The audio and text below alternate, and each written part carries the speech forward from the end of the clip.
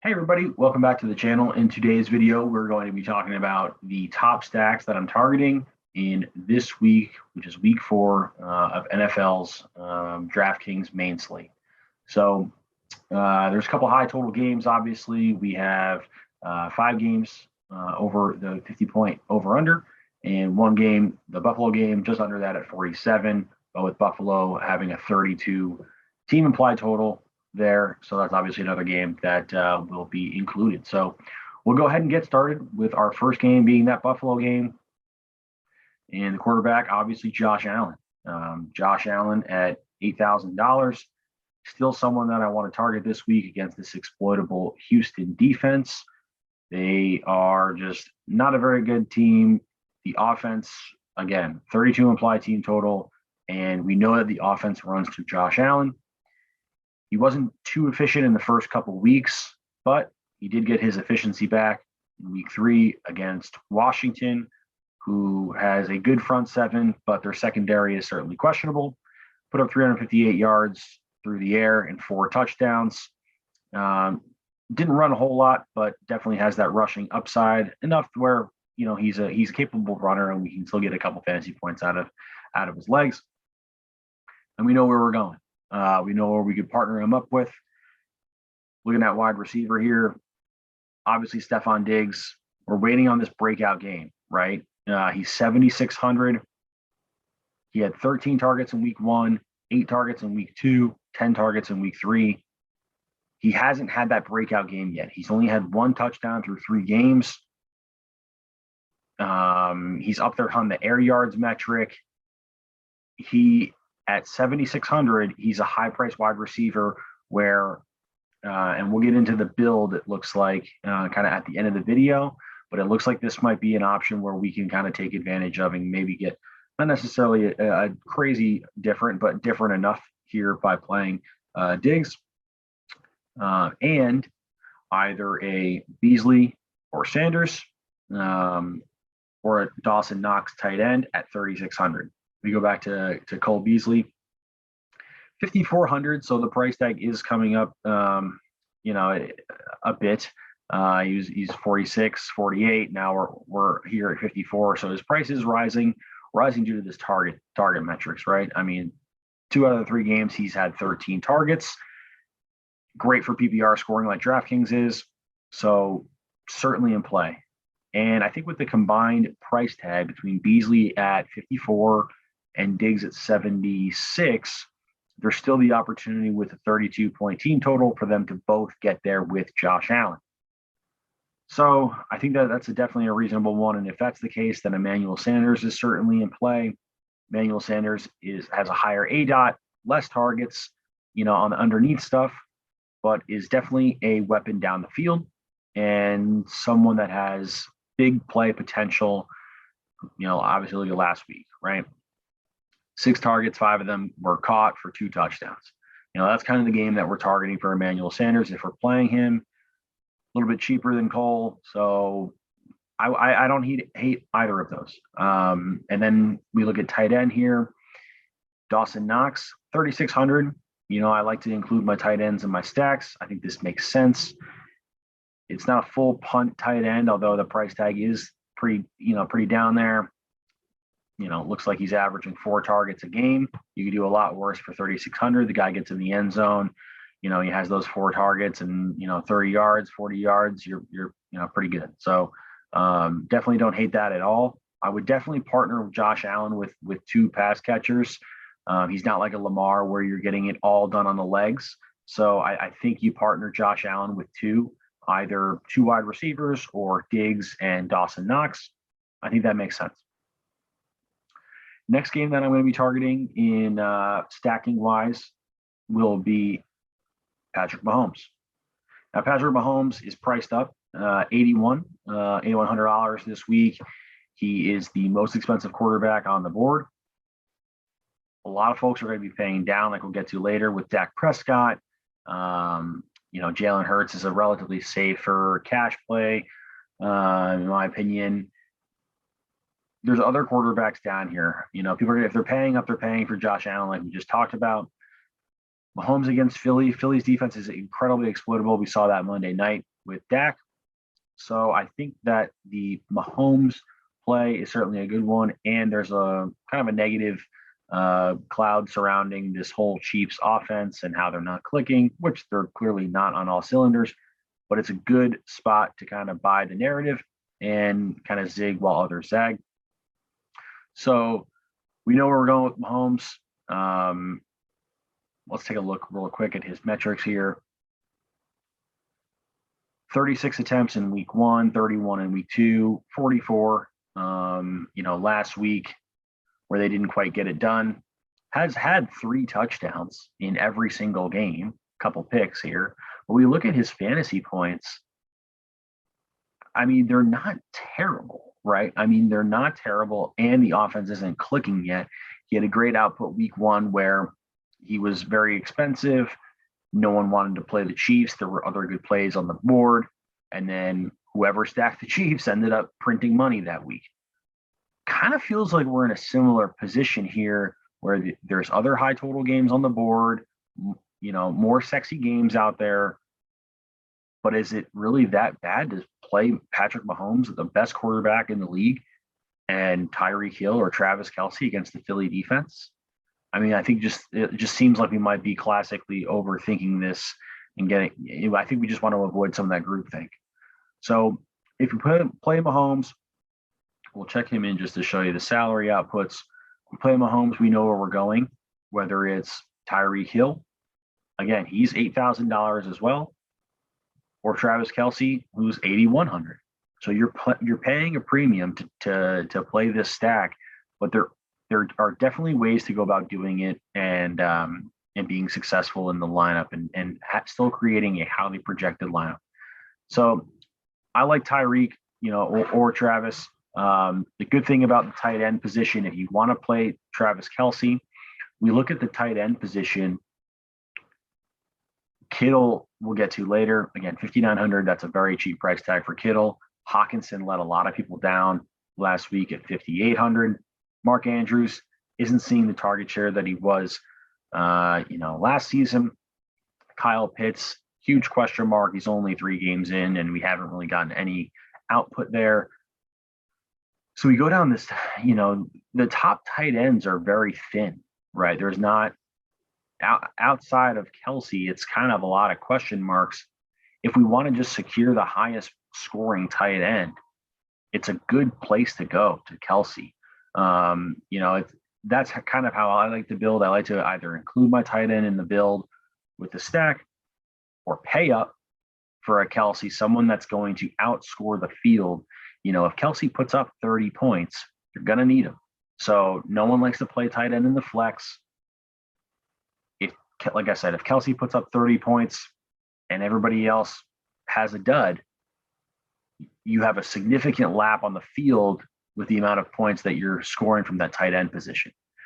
And with the stack coming in a relatively lower own, as some of the more popular stacks out there, I think it's a good option to keep in mind. If you wanted to go back and play Tyreek Hill, obviously I don't blame you for that. Tyreek has immense upside. You look at his target share, it's absolutely incredible. 15 targets week 1.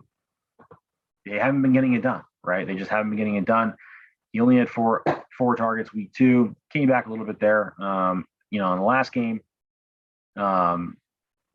he just has that immense upside where other receivers don't have, right? We all remember that game last year where I think he put up over 50 points. Pretty remarkable. We know his ceiling is that number. So he's a guy that's a scary fade. Not having him in the lineup is definitely scary, especially going up against this Philadelphia defense. So I would pair one of them, not both of them, just because the price tag gets incredibly expensive. We pay both of them. We have, over $24,000. Essentially, right around half of our salary is dedicated to 3 guys. It's a bit much. You punt the defense, you have whatever, 4,700. It just doesn't really feel like you're going to be getting ceiling outcomes from all of these guys to pay off their salary, right? If we're looking for that 4x, 3x plus 7, it's very difficult to see Mahomes put up 60 points and to have 3 or 4 touchdowns to each guy. It's very difficult to see that. I like picking one and going from there. If you want to, you can obviously run it back with someone on the Philly side, although that gets a little bit challenging. When we look at some of the price tags on these Philly guys, we know the Chiefs defense isn't great, but it's a little difficult with some of the price tags on these Philly guys. I feel like they're priced up a bit. Miles Sanders got 2 carries last week. I don't know what's going on. He had 15 carries week 1, 13 carries, week 2. Then he just drew a dud last week. Not really being targeted. Jalen Hurts doesn't really target the running backs that much. So hard to play Miles Sanders at his price tag there at 64. Not dying to go there to run it back. And again, if you're paying that premium for Mahomes and his pass catchers, running it back with a $6,400 running back that is a pretty thin play to begin with is just not my cup of tea. You get a little bit better plays, I feel like, with Devonta Smith at 57, former Heisman winner, guy stud on the field. We know his upside.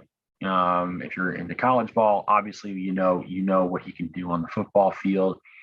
Exploitable Kansas City secondary. They're going to be playing from behind, most likely. That's what Vegas is obviously projecting. So he should be game scripted into a place where he can hit a ceiling outcome. Again, we're looking for ceiling outcomes when we're constructing these GPP builds. Goddard and Ertz is a bit scary. Obviously, Ertz caught the touchdown last week.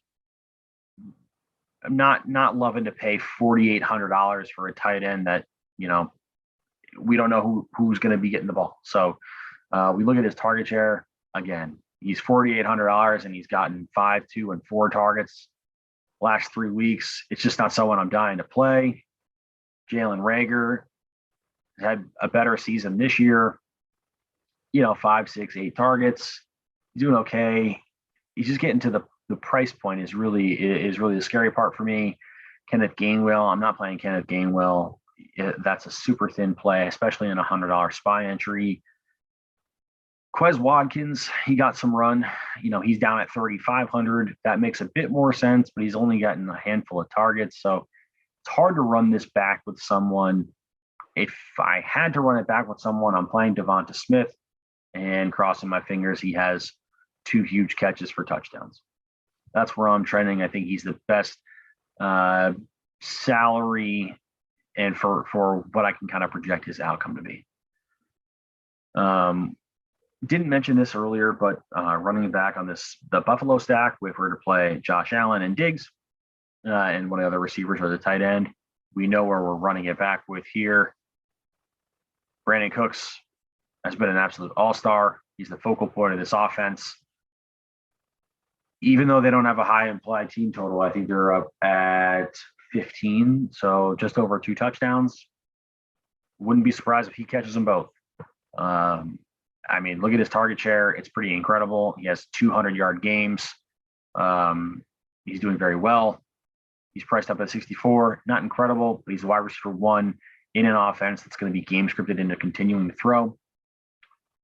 You could do worse, right? I like Brandon Cooks, not necessarily as a one-off, but in a run back spot to the Buffalo stacks. Again, if Josh Allen is going to hit his ceiling outcome, Houston needs to push him. And that if Houston's pushing him, you have to think that Cooks is doing something there. Anthony Miller is a very thin play. Same with Chris Conley. These guys are thin plays. We go to Cooks and lock it up. Moving on to the next couple stacks here. We'll come back to this Dallas Carolina game kind of at the end of the segment. Kind of has to talk with more of the lineup construction this week. And then at the end, like I said, we'll talk about that. And on Monday, I'll post another video of us going over the outcomes and lineup construction of myself and other players, the winner here in SPY. So next stack I'm looking to here is going to sound a bit gross. Jimmy Garoppolo. Jimmy Garoppolo at 5,600 going up against Seattle. I have Jimmy Garoppolo in this implied team total at 27.5. Pretty good. Now, in comparison, the Carolina-Dallas game, Dallas is a 28.25. So when you think about that ownership-wise, that Dallas-Carolina game is going to be incredibly owned. We're getting less than a point team implied total for San Francisco. We're coming down from that team total, like I said, from the Dallas game to San Francisco, less than a point, and you're cutting the ownership in fractions here. So San Francisco, Seattle's terrible defense. They can't stop anybody. I'm not the biggest Jimmy Garoppolo fan in the world. The offense will be much better when Lance is in there, clearly, but we know who we're pairing him with. Like I mentioned earlier, George Kittle is $5,900. He had 9 targets against Green Bay, just fell short of this 100-yard bonus. The targets weren't there that first 2 weeks, obviously, but it's Jimmy Garoppolo to George Kittle, and George Kittle's $5,900. It's you look at the price differential as well, like we talked about with Kelsey. There's a $2,000 plus difference in between these guys. Would you be surprised if Kittle had a great game and put up 30 points? I sure wouldn't against Seattle. Not for me, right? I wouldn't be surprised at all. So we plug Kittle in there. Then we go back to the wide receivers. Deebo Samuel, 65, or Brandon Ayuk, who's coming back, possibly a starter again here, right? I mean, he had 6 targets against Green Bay. He's obviously involved in kind of these swing pass running plays. Deebo Samuel, explosive playmaker. I mean, look at the target share. He has 30 targets through 3 games. That will get it done at 6,500, right? So you notice these guys that we're talking about, these high-priced or mid to high-priced wide receivers. We'll kind of show you where I'm thinking about going in this build, just to get a little contrarian from the field. So say we are to play Deebo Samuel and George Kittle. These guys can still go off, especially with Jimmy G's price tag there at 5,600. So I do like this stack. Gives you, I think it was just right around $1,000 more per person, as if you're playing the Kansas City stack. Sorry. So I think this makes sense. You can still make a good lineup after you punt to defense. You still have plenty of salary left over to fill in a pretty good lineup from here. If you want to run this back, we can look at Seattle. You have DK and Lockett, right? To me, these guys are very similar plays. Personally, I like DK better. Comes down to ownership. They're right around the same price tag. I think you always just go with the lower owned person.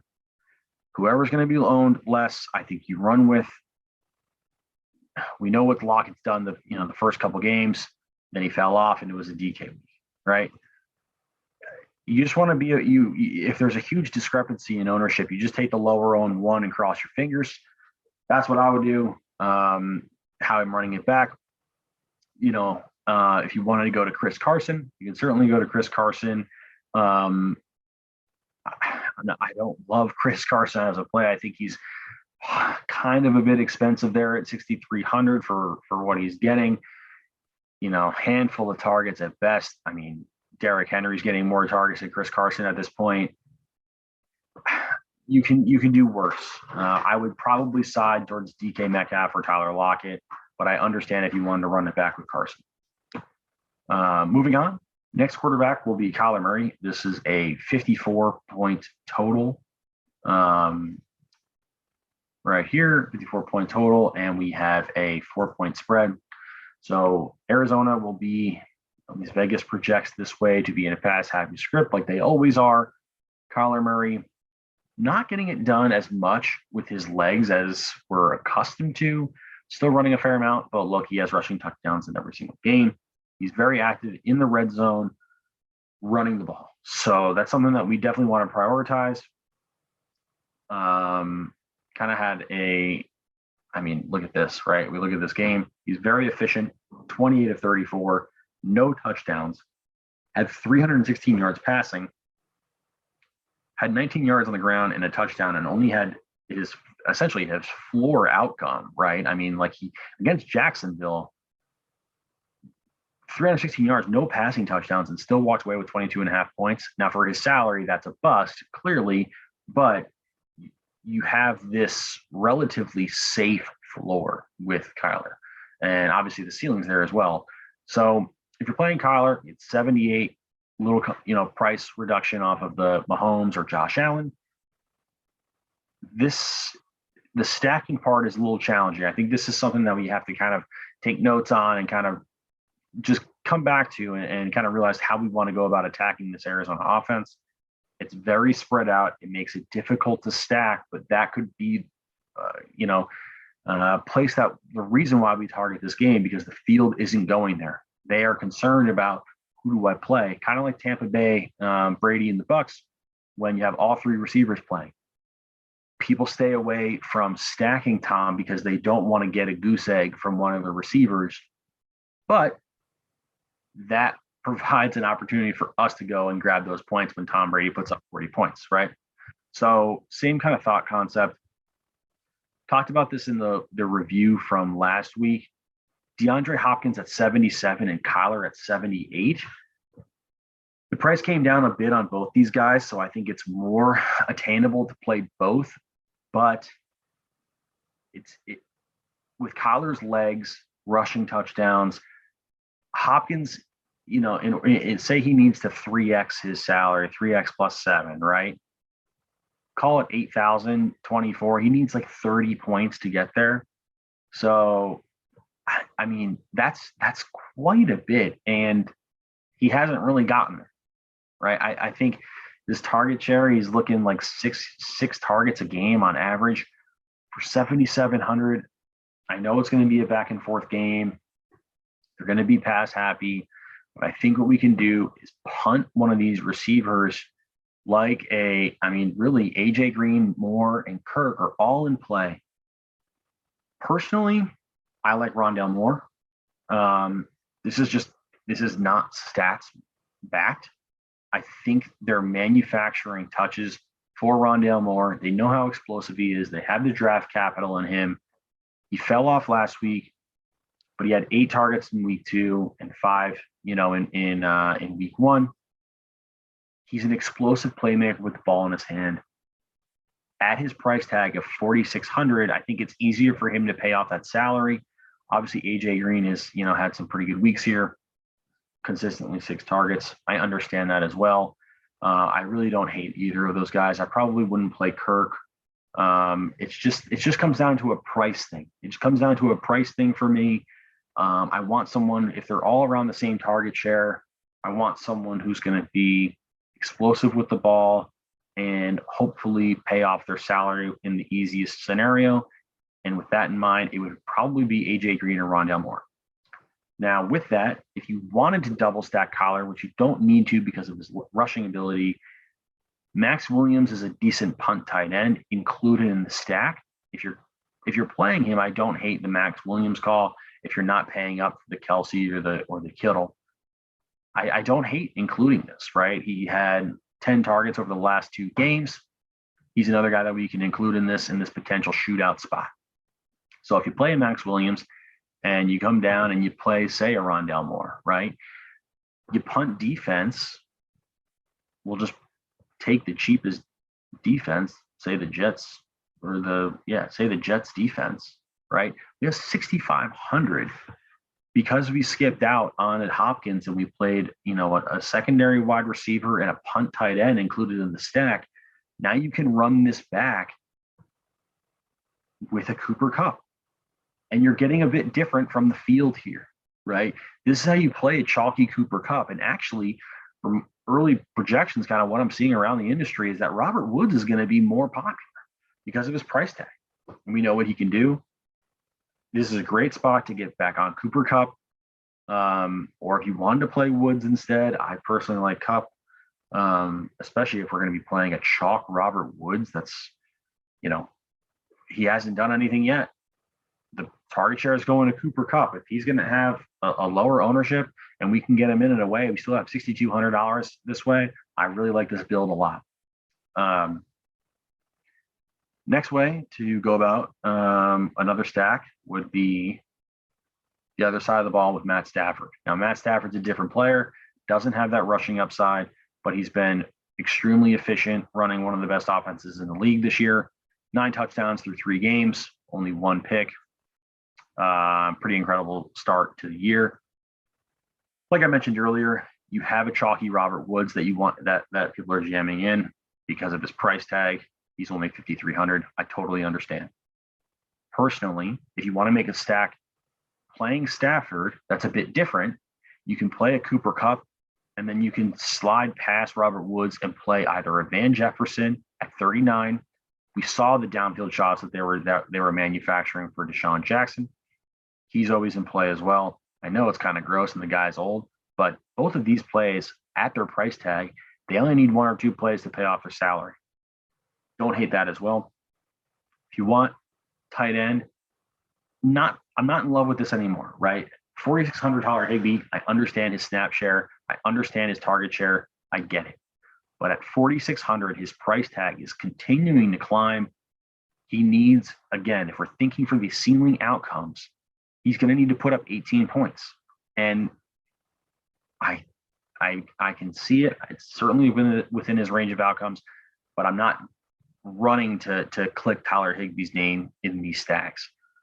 So personally, I would probably look at you could play Woods and get a little bit off the wall somewhere else, or play a Van Jefferson, and again, running that back with someone on the Arizona side, like with the receivers we had just talked about, whether it's a Rondale Moore, an AJ Green, saving money here. Christian Kirk, like I mentioned earlier, he's a little bit more expensive than those guys, but he could certainly put up a ceiling outcome. We know what Christian Kirk can do. Let's say we click Rondale Moore, we go ahead and punt defense like we did earlier, just to show you what you got left. Over 6,000 a player for these double running backs, tight end, and 1 more flex spot. So certainly another way to go about doing it. As I go through it initially, I think I like the Kyler side a bit more than that, but both are definitely in play this week for me. Those are probably going to be the most targeted stacks of mine. Another thought I had was no one's talking about Lamar Jackson this week. I know he's hurt, filming this on Friday morning, so keep an eye out on the injury thing. He should play. He should be fine, but Marquise Brown dropped 3 touchdowns last week. His price tag is, it went down by $200 this week. Obviously, I know they're playing Denver's defense. Not a great matchup, but still, if he catches those touchdowns, Marquise Brown is a $6,500 receiver, and we know what he could do with the ball in his hands if he actually catches it.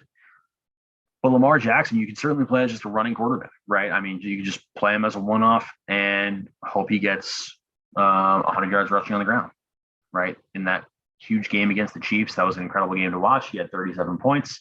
Now he hasn't done that. He hasn't had that outcome, right? He's not been efficient in the air. Still putting up decent numbers, yardage-wise, but it's not necessarily like a game environment that I'm targeting, but certainly a player that if you're going to get Lamar Jackson at sub 3% owned, do you play Lamar Jackson? There's reasons to play Lamar Jackson at that point. Totally understand the play. That's just someone I was just kind of thinking about. Then the next game, actually a high total game I have here at, let's see, high total game. It's 51.5. It's come down a little bit. Touch on it briefly, just the Cleveland, Minnesota game. It's just, I'm not dying to play Baker Mayfield. The guy has just, what's his ceiling, right? Really, what is his ceiling outcome? I don't see it. I know Odell had a good game last week. His stacking options are there. Odell's 5,800 with really no other receivers on the roster. You can punt to a Donovan Peoples-Jones. I understand the play. It's just super thin. We look at tight end. You have Hooper, 3,700, getting a handful of targets a game. I think you could do a lot better than that. I'm not dying to play that, even though I know Minnesota's D is very good. Minnesota side, same kind of thing. Kirk Cousins, these guys just have to be so efficient through the air where they don't have any other outs to get there, like Lamar Jackson does on the ground, like a Kyler Murray does on the ground. These guys have to be incredibly efficient through the air. Now we saw, a Matt Stafford lineup take it down last week. I totally understand the play, but these offenses like to run the ball. I think Madison's going to be in again this week. Addison will be a chalky play, but I can see both offenses running the ball, being efficient on the ground, and kind of chewing the clock out, hitting an under or just no fantasy goodness from the stacks. So if you're going to play someone from here, I kind of lean in the one-offs, running backs at least, Madison, maybe an Odell or something like that, but not loving the stack here, even though it's a high total game. And the last game that we'll talk about before we get into kind of just general thoughts of the slate is this Carolina-Dallas game. Now, this game is going to be super owned this week. The perception is this Dallas defense is not very good, even though they're starting getting a little bit more respect after their outcome against Philly last week in prime time. Dak Prescott, it comes down, he's going to be popular because of the price. The price is $6,700. You're saving $1,300 from those top guys like Josh Allen or Patrick Mahomes. So I understand why Dak's going to be popular. Now, keep in mind, everyone's going to do this. They're going to play Dak at 67, which I understand. They're going to come down and you're going to see Amari Cooper at $6,000. Playing at home, we know his home road splits. He's much better at home, although he wasn't last week.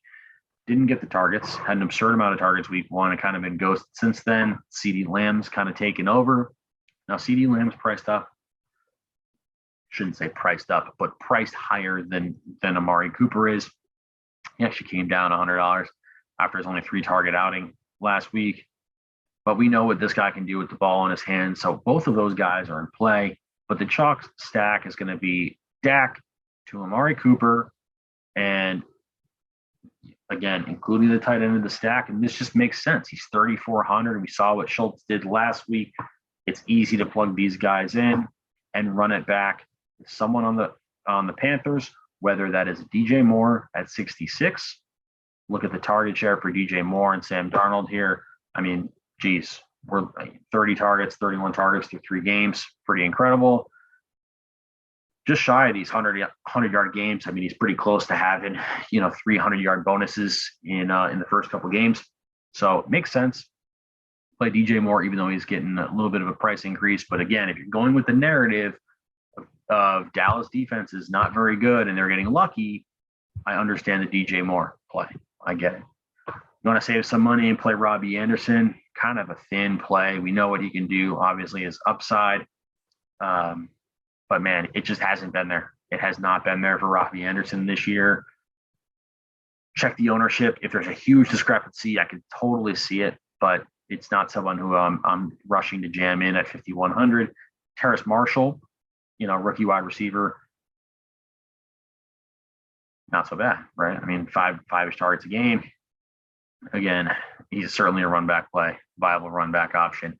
Chuba Hubbard, I think, is going to be the common play back. Should be, at least. Again, he's replacing Christian McCaffrey's role. So while he might not be as efficient, we know what he did in college. The guy was an absolute stud in college. At 5,900, I think it's going to be a good run back. And then again, just to show you salary-wise what you're looking at, you punt defense, you have 6,500. Now, my only concern, I understand how this makes sense, given the price, but my concern is that this is going to be very common. So if you're thinking about this, now again, it's relatively early in the week, right? It is Friday. We still have, not early, midweek here, but there's still a lot to change. Injury information, projection changes, that kind of thing. But we have 1, 2, 3, 4 spots open, right? We obviously changed defense. So you're essentially going into the contest having a 4v4. And if you only have 4 other people to make yourself different, you really have to be aggressive and select your spots wisely. It's very difficult to do that and feel comfortable putting in a highly projected lineup at that point. You can certainly do it. It's just not somewhere I'm trying to target. And also, my take on this game and on the Dallas Cowboys, is I think their defense is good. I think their defense is obviously well improved. I think it's actually good. Micah Parsons is incredible. I say that as a biased Penn State fan and also an avid football fan. Micah Parsons is incredible. He's going to play very well for the Cowboys and transform that defense. You see Trayvon Diggs play well. I think that the defense is actually a lot better than the media is letting on at this point. And I think the narrative out there is that they're not very good. They've gotten lucky. So if it's me, in order to leverage this build and take advantage of people that are stacking this game, I still think that there's going to be points scored here. I don't hate going back to Zeke Elliott at 6,500. I know the Tony Pollard thing is scary, but he's more efficient on the ground. I think he understands that Tony Pollard's on his heels, and I can definitely see a good game from Zeke. It's not hard to see him score this 26 points again against Carolina's defense, who's kind of banged up. So I like playing Zeke and honestly playing Cowboys defense. We play Cowboys defense. We're playing Sam Darnold. I mean, let's see if their defense is going to be, if that defense is going to be owned. Kind of middle of the pack wise, which is I think a sharp play. They're $2,600 this week, going up against Sam Darnold. We know the guy turns the ball over from his college days, and even in the pros, he's certainly been better with the Panthers, in the Joe Brady's offense. But I like the correlation between the Cowboys defense and Zeke Elliott this week. If you wanted to play that, I think that's a good way to get a bit different in that game, and you can fill in one of your stacks, kind of some of the stuff we talked about earlier. So that's it for the stacks portion. Real quick synopsis on kind of the outlook I'm seeing for the slate in general this week. There's Derrick Henry against the Jets. He has an over 103, 110 yard rushing prop. People are going to be jamming in Derrick Henry. Obviously, Alvin Kamara against the Giants. People see this green 31 on there and flock to it. We have Saquon Barkley. He's the only person that's going to be getting the ball, especially with the Giants wide receiver core being hurt. Madison, he's opening up again against Cleveland, we talked about earlier. Zeke will come in right around 10%, probably 10 to 15, somewhere in there. People are going to be paying up for running backs.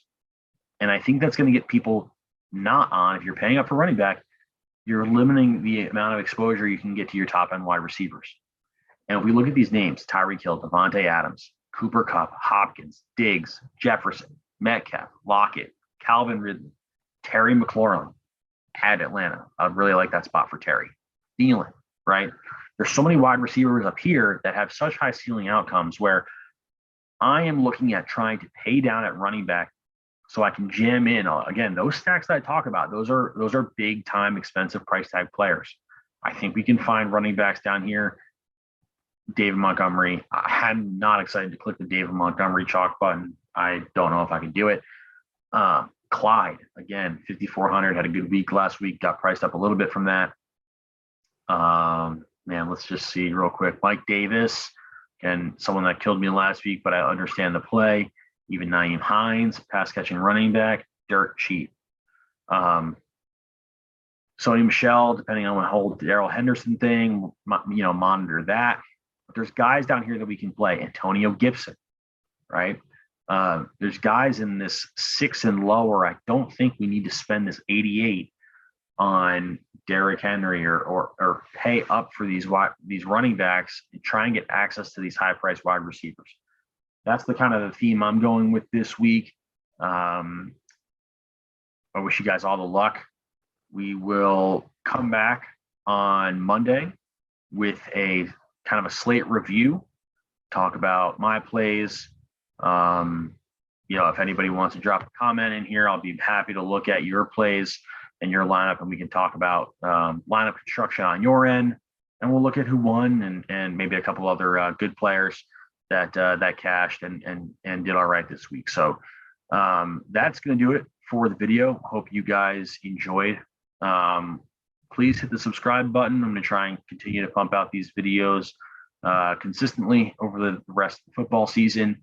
So please hit the subscribe button to follow along. Really appreciate it. And drop a like on the video as well. Really help me out. So all the best this week. Good luck. And we'll circle back here on Monday.